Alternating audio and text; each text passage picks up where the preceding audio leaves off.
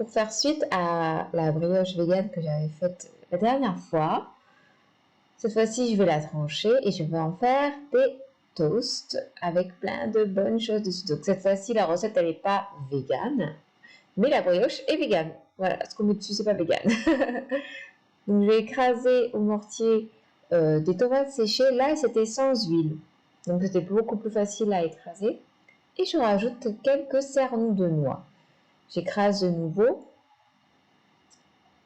J'ajoute le sel, voilà. Vous avez tous les ingrédients affichés, fines herbes, voilà. J'ai trouvé de l'ail fumé, donc pas mal, oui. Bon, sauf que c'est pas vraiment fumé, c'est de l'arôme fumé, mais enfin, ça va quand même.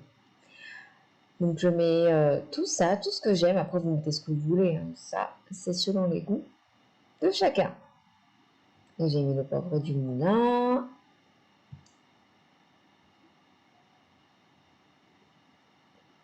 Et le piment.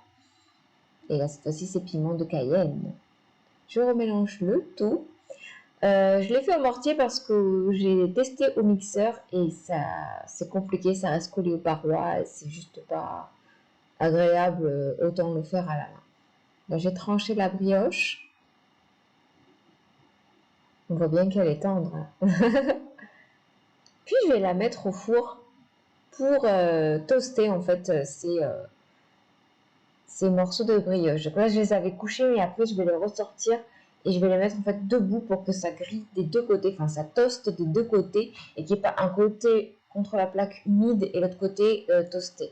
Donc comme ça, tout est toasté en même temps de chaque côté. Et là, je mets mon petit mélange, tomates, noix et aromates.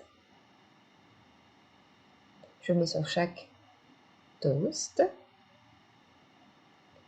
On peut mettre une belle quantité, hein. Ensuite, je rajoute ma garniture de fromage. Et ça aussi, je le mets grossièrement, mais voilà, je l'étale après. Et une petite touche ensuite de roquefort. J'en mets un tout petit peu, hein.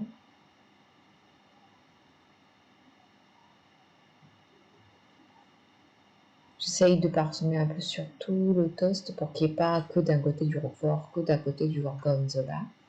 Mes figues séchées, donc ça c'était des figues séchées un peu réhydratées, pour pas que ce soit non plus trop dur sous la dent. Ensuite, je vais mettre des bons morceaux de cerneau de noix.